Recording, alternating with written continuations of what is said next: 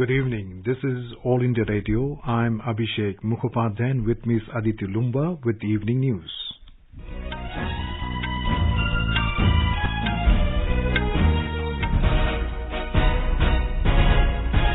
The headlines.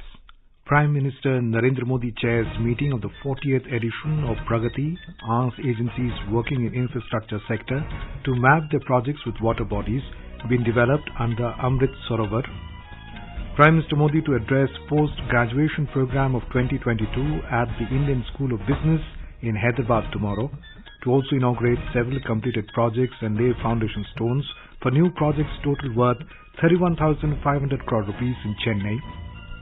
Duty-free import of 20 lakh tons of crude soya bean and sunflower oil per annum allowed by government for 2 years.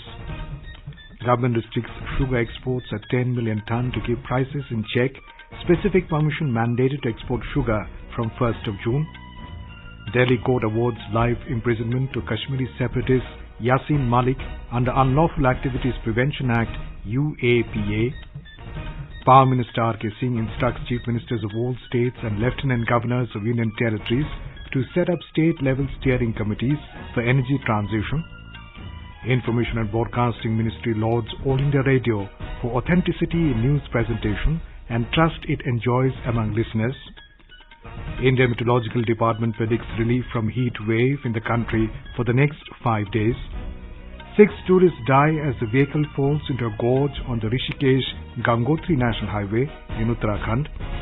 US stock market stumble triggered by worries of aggressive federal moves to curb decades-high inflation might tip the economy into recession. In French Open tennis, superstars Rafael Nadal, Novak Djokovic and Carlos Alcaraz to be seen in action today. And in IPL, today eliminator match between Lucknow Super Giants and Royal Challengers Bangalore underway in Kolkata.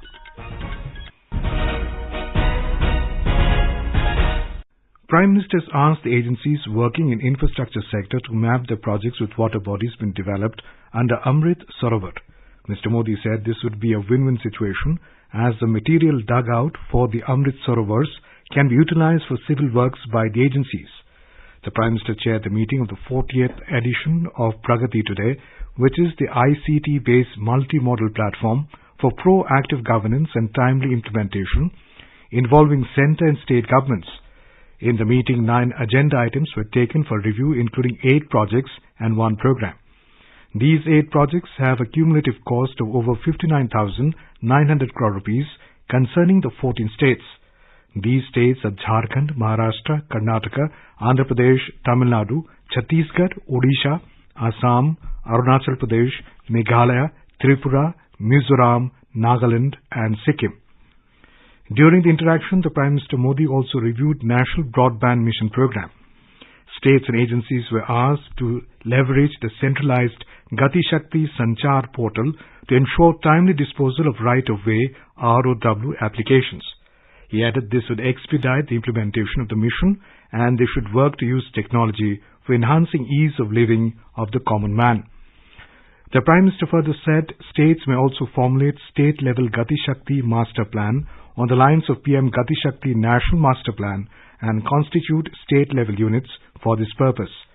He said this can go a long way in better planning, identifying and addressing key issues, and ensuring better coordination for timely execution of projects.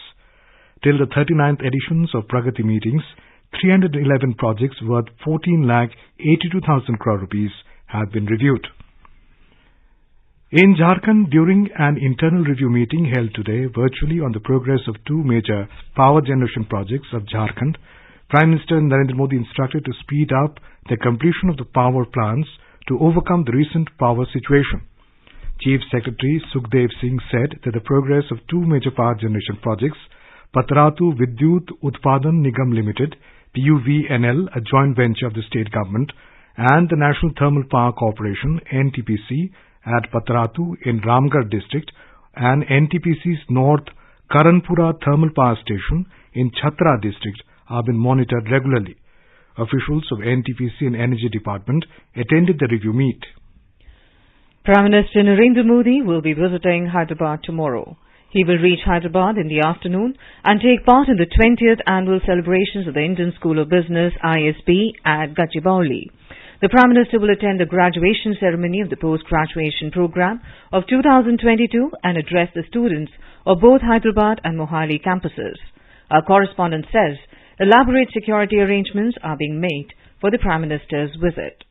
Prime Minister Narendra Modi's visit evoked much enthusiasm among over 900 ISB students as it is coinciding with their graduation ceremony. The VVIP's visit will last for about an hour and 15 minutes. The Prime Minister will present medals to some of the academicians who excelled in their areas on the occasion. He will unveil a commemorative plaque, release the ISB mile stamp and a special cover, besides planting a sapling on the occasion. Elaborate security arrangements are being made in view of the Prime Minister's visit. The Hyderabad police have prohibited flying of remote-controlled drones, paragliders and micro-light aircraft around the ISB for about 5 kilometers. The police also announced traffic restrictions on certain routes and also advised private public offices located around the area to stagger their work timings or follow work from home to avoid inconvenience. The commuters have also been advised to use alternative roads to avoid traffic congestion between 1 p.m. and 6 p.m. Lakshmi, AIR News, Hyderabad. Prime Minister Narendra Modi will lay the foundation stone for 11 major infrastructure projects and dedicate 5 completed infrastructure projects to the nation at a function in Chennai in the evening tomorrow.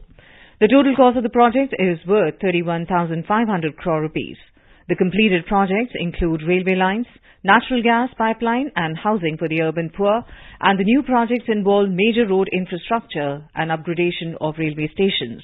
Our correspondent says multi-tier security has been put in place in and around the Jawaharlal Nehru Indoor Stadium in Chennai, where the Prime Minister is scheduled to attend the function.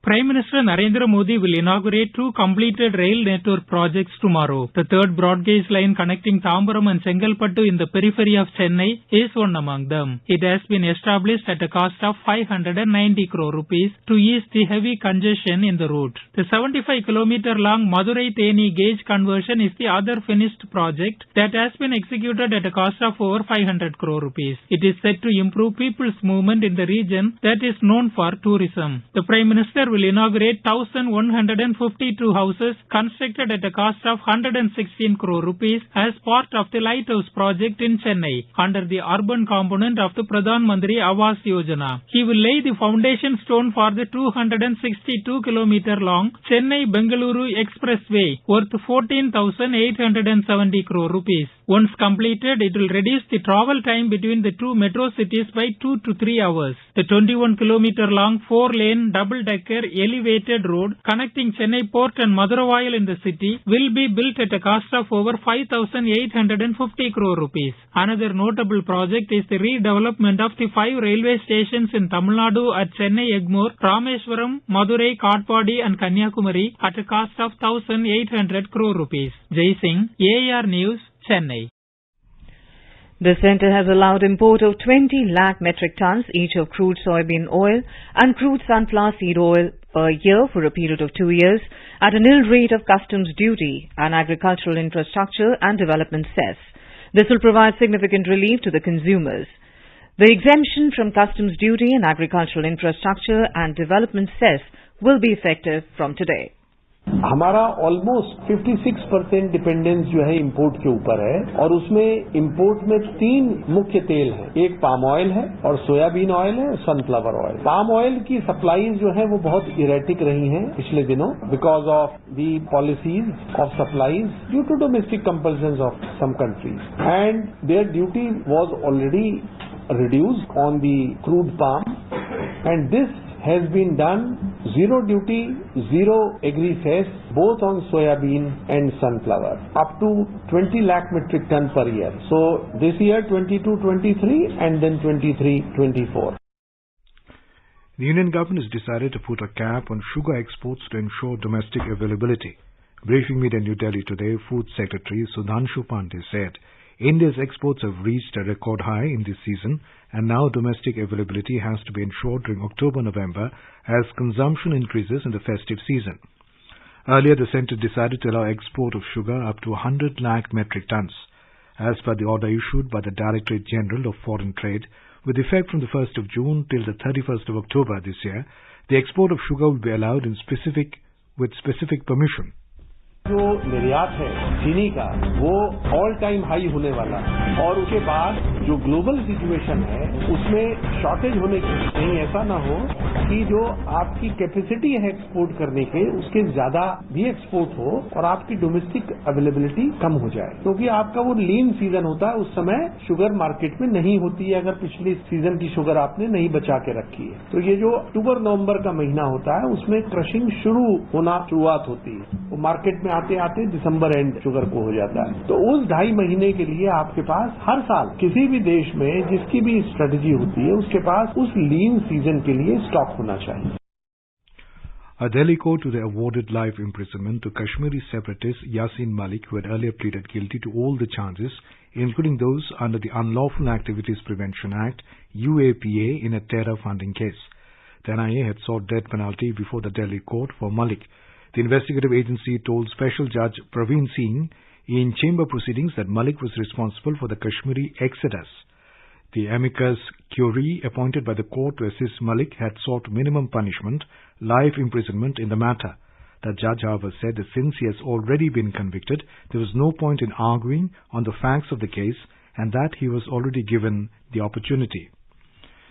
In the Union Territory of Jammu and Kashmir, people of Doda district in Jammu division have welcomed the decision of the Delhi court in awarding life imprisonment to Yasin Malik. They said this decision will send a clear message to all such elements who have been indulging in such terror acts. Court का decision है ये तो ठीक ही होगा आखिरकार उन्होंने कुछ ऐसे काम किए होंगे जिसकी वजह से कोर्ट ने इनका डिसीजन दे दिया और ये तो हम समझते हैं कि वो ठीक ही है कोई गलत नहीं वेलकम करते हैं इसका बाकियों को भी सबक मिलेगा बाकी जो देशद्रोही हैं उनको भी सबक मिलेगा इससे ये वेलकम स्टेप है जो गलत काम करेगा उसकी सजा भुगतनी पड़ेगी और जो उन्होंने गलत काम किए थे उसका जो टेरर फंडिंग में और साथ में जो एयरफोर्स के जवान मारे गए थे अभी वो केस भी पेंडिंग है उसमें भी हो सकता है उनको सजा मिल जाएगी और एक कोर्ट की प्रोसीजर होता है उसमें जब वो गिल्टी पाए गए उसको सजा मिल गई अब उनको और ये मैं जनरल पब्लिक से एक जो कश्मीर के लोगों को एक मैसेज है कि आप ये जो गलत काम है इसको छोड़ दें और मुख्य धारा में मिलकर लोगों की भलाई और स्टेट की भलाई के लिए काम करें. Power Minister R.K. Singh has asked Chief Ministers of all the states and Lieutenant Governors of Union Territories to set up state-level steering committees for energy transition. These steering committees will work under the chairmanship of Chief Secretaries of the states and Union Territories. The Principal Secretaries of Power and New and Renewable Energy Departments, Transport, Industries, Housing and Urban Affairs, Agriculture, Rural Development and Public Works Department will act as members of these committees. The states and union territories will work on the annual strategy of energy transition under the mandate of the committee. You're listening to the evening news on All India Radio. A reminder of the headlines before we move on. Prime Minister Narendra Modi chairs meetings of 40th edition of Pragati, asks agencies working in infrastructure sector to map their projects with water bodies being developed under Amrit Sarovar. Prime Minister Modi to address post-graduation program of 2022 at the Indian School of Business in Hyderabad tomorrow, to also inaugurate several completed projects and lay foundation stones for new projects worth 31,500 crore rupees in Chennai, duty-free import of 20 lakh tons of crude soybean and sunflower oil per annum allowed by the government for 2 years, government restricts sugar exports of 10 million ton to keep prices in check. Specific permission mandated to export sugar from 1st of June. Delhi Court awards life imprisonment to Kashmiri separatist Yasin Malik under Unlawful Activities Prevention Act UAPA. Power Minister R.K. Singh instructs Chief Ministers of all states and Lieutenant Governors of Union Territories to set up state-level steering committees for energy transition. Information and Broadcasting Minister lauds All India Radio for authenticity in news presentation and trust enjoys among listeners. India Meteorological Department predict relief from heat wave in the country for next 5 days. 6 tourists die as their vehicle falls into gorge on the Rishikesh-Gangotri National Highway in Uttarakhand. US stock market stumble triggered by worries of aggressive federal moves to curb decades-high inflation might tip the economy into the recession. In French Open tennis, superstars Rafael Nadal, Novak Djokovic and Carlos Alcaraz to be seen in action today, and an IPL Today eliminator match between Lucknow Super Giants and Royal Challengers Bangalore underway in Kolkata. For quick news updates round the clock, follow us on our Twitter handle at AIR News Alerts. अपने business को बढ़ाने के लिए लीजिए आकाशवाणी का सहयोग और दीजिए उसे बुलंदियों के पंख। आपका बिजनेस लोकल है या राष्ट्रीय, आकाशवाणी देती है उपभोक्ताओं तक पहुंचने का हर विकल्प। और अब तो आप घर, दफ्तर या दुकान पर बैठे बैठे कर सकते हैं आकाशवाणी के किसी भी केंद्र के लिए विज्ञापनों की बुकिंग। आकाशवाणी के विभिन्न चैनलों पर विज्ञापन देना सुलभ और सस्ता। बुकिंग है तो संपर्क करें 8700014242 पर। 8700014242। Welcome back. You're listening to the evening news. President Ramnath Kovind will be on a visit to 3 states, Kerala, Maharashtra and Madhya Pradesh. He will inaugurate the National Women Legislators Conference 2022, being organized by the Kerala Legislative Assembly in Thiruvananthapuram tomorrow. On Friday, the President will grace the 125th year celebrations of Lakshmi Bai Dagdu Seth Halwai Datta Mandir Trust in Pune, Maharashtra. Mr. Kovind will address a function, One Nation, One Health System is the need of the hour in Bhopal, Madhya Pradesh on Saturday. He will also lay the foundation stone and launch various health infrastructure projects of Government of Madhya Pradesh in Bhopal. On the 29th of this month, the President will inaugurate the 59th Mahadiveshan of Akhil Bharatiya Ayurved Mahasammelan at Ujjain. Lok Sabha Speaker Om Birla has said that the whole world looks up to the youth of the country. He said once again positivity and entrepreneurship were seen in the youth, taking the country in the direction of innovation. Mr. Birla was addressing their Youth Entrepreneur Dialogue program in Jaipur today. He had a meaningful discussion with the youth on various topics, including Parliament, society, politics and the changes coming with the challenges in the country. Information and Broadcasting Minister Anurag Thakur has applauded the role of Indian media during the challenging times of COVID-19 pandemic. Addressing the 17th Asia Meet Summit through video conferencing in New Delhi today, the minister said Indian media ensure that the COVID awareness messages, important government guidelines and free consultations with doctors reach everyone in the country. He said Doordarshan and All India Radio significantly delivered on their mandate of public service during the difficult times by setting the trend through prompt coverage, ground reports and organizing programs on public health. Speaking about the misinformation circulating on wider scales during the pandemic, Mr. Thakur said unverified claims and fake content circulating in media had created an atmosphere or extreme fear amongst the people. He said Press Information Bureau's fact-check unit strongly fought against the menace of fake news and misinformation by bursting it on real-time basis. The minister said media has immense ability to shape the right public perceptions and perspectives as an effective tool of empowerment. He said free flow of information and need for correct information go hand in hand. And now let's listen to a special program, Azadi Ka Safar, highlighting the importance of the day during the freedom struggle. आजादी का Amrit Mahotsav.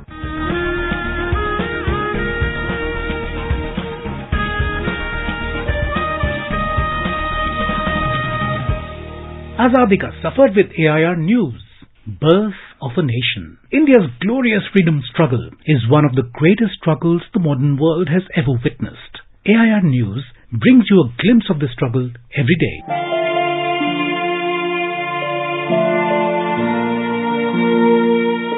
In today's episode, we remember transnational freedom fighter Sardar Singhji Rawaji Rana, who died on the 25th of May 1957. S.R. Rana was a founding member of the Paris Indian Society and the Vice President of the Indian Home Rule Society. Rana was born on 10th of April 1870 in Kathiawar, Gujarat. A classmate of Mahatma Gandhi, during high school, Rana studied in Fergusson College, Pune, where he came in contact with Lokmanya Tilak and Surendranath Banerjee. He got inspired to join the freedom movement as he volunteered at the Indian National Congress Conference in Pune in 1895. In London, while pursuing law, he came in contact with Shyamji Krishna Verma and Bhikaji Kama. He was instrumental in the establishment of India House in London.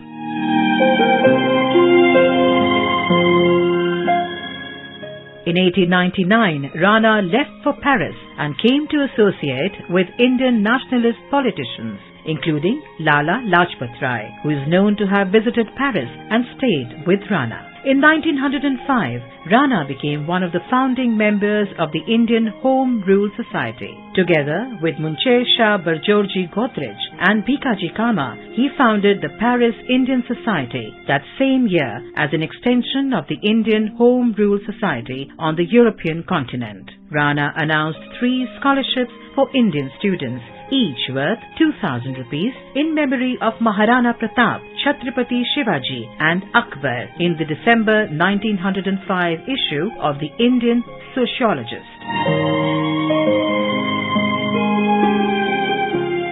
Rana helped the Indian independence movement in several ways. Madan Lal Dhingra had used his pistol to assassinate Curzon Bailey in 1909. He also helped Vinayak Damodar Savarkar to publish his banned book, The Indian War of Independence. He had also helped Savarkar in his Mahsai asylum case in the Permanent Court of Arbitration, The Hague, in 1910. Lala Lajpat Rai had written Unhappy India during his stay in his house for 5 years. He had helped Senapati Bapat to travel to study making of bombs in Moscow. He had helped Subhash Chandra Bose to address the audience on German radio. He had also helped in the establishment of Banaras Hindu University. Rana developed close links with the French and Russian socialist movements, and along with Bhikaji Kama attended the Second Socialist Congress at Stuttgart on 18th of August 1907, where the flag of Indian independence was presented by Kama. Rana was a regular contributor to Bande Mataram, published by Kama from Paris, and The Talwar, published from Berlin, which were then smuggled into India. Due to his nationalist activities, Rana was expelled by the French government to Martinique in 1911. The activities of the Paris Indian Society were also curtailed under pressure from the French Sûreté and finally suspended in 1914.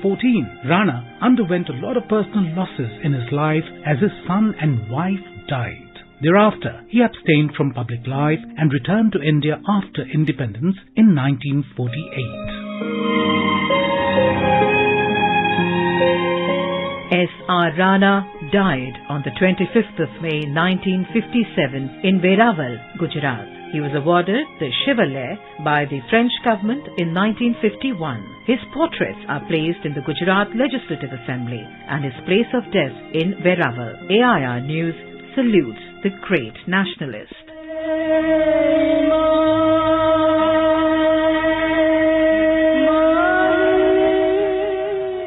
We also remember Manipuri freedom fighter Kajao alias Ukramba, a resident of Kangamong, Manipur, on 24th of March 1891. When British troops launched an attack on the Manipuri fort, Kajao killed the British political agent Grimwood. He was sentenced to death on the 19th of May 1891. Following his capture, Kajao was hanged on the 25th of May 1891 at the west gate of the fort. Kajao is remembered for sacrificing his life for the independent kingdom of Manipur. We salute the great martyr.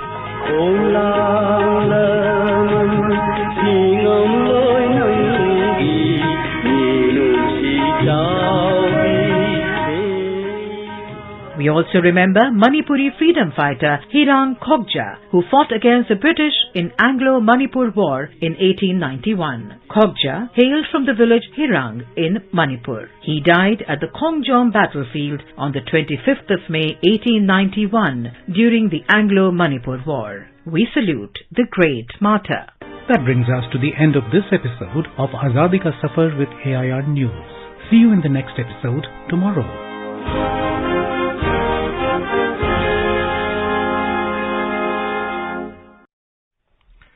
The Army, Central Armed Forces, Police and Civil Administration are well prepared and focused on making the ensuing Amarnath Yatra smooth and a big success.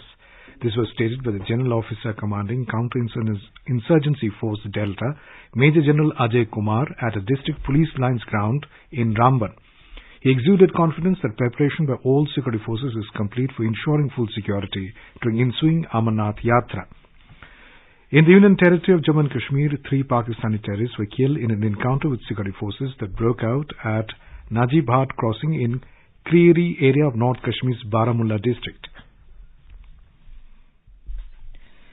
India Meteorological Department has predicted that there will be no significant heat wave conditions in the country during the next 5 days.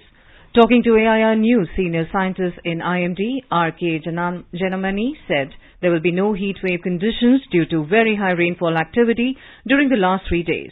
He said the temperature is below normal in most parts of the country. In Uttarakhand, 6 tourists have died after a vehicle fell into a 50-meter deep gorge near Kotigar on the Rishikesh-Gangotri National Highway. The tourists were residents of West Bengal. The Information and Broadcasting Ministry has said that when it comes to trust and authenticity in the news media industry, News Network of All India Radio outshines one and all. Reuters Institute vouched for the same in report in 2021, and this is further corroborated by the trailblazing milestones being achieved by the digital platforms of All India Radio News Network. The ministry said the most recent being 3 million followers on Twitter. Since entering the social media platform in 2013, AIR News Twitter handle has seen consistent growth with impressions clocking around 1 million per day.